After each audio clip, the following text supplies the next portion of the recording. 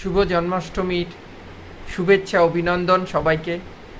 আর জন্মাষ্টমীর সমস্ত বিশ্ববাসীকে আমার শুভেচ্ছা বার্তা।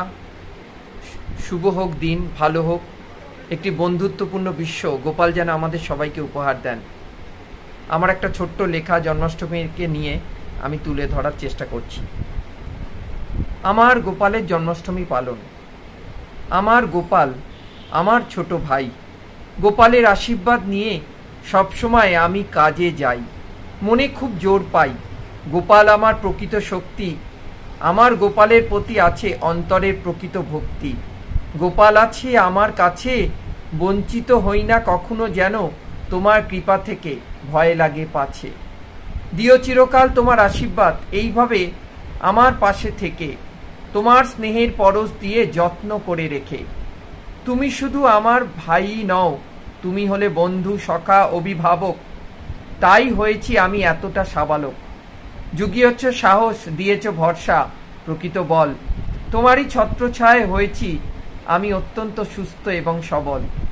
গোপাল আমার প্রাণ, আমার জীবন। গোপালই বোঝে আমার অন্তরের প্রকৃত অবস্থা এবং হৃদয় স্পন্দন।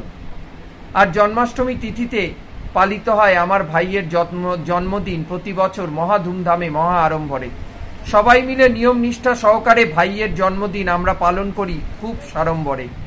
গয়না মণিমাণিক্য সজ্জিত করে, নতুন জামা পরিধান করিয়ে অনুষ্ঠান পালন করি অতি যত্নে।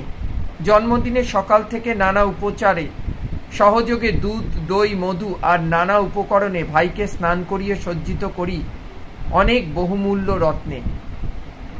আর কিছু চাই না, থেকো চিরকাল এইভাবে আমার পরিবারের পাশে।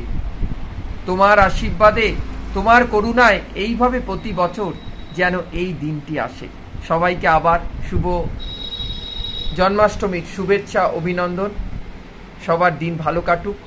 একটি সুস্থ, সুন্দর, দূষণহীন ভাষা, সুন্দর মানুষের সুন্দর মানসিকতা, মানবিকতা যুক্ত, বন্ধুত্বপূর্ণ, যুদ্ধ নয়, হিংসা নয়, শান্তিপূর্ণ, বন্ধুত্বপূর্ণ বাতাবরণ যেন গোপাল আমাদের সবাইকে উপহার দেন। এই প্রার্থনা গোপালের কাছে আমার সবসময় থাকবে।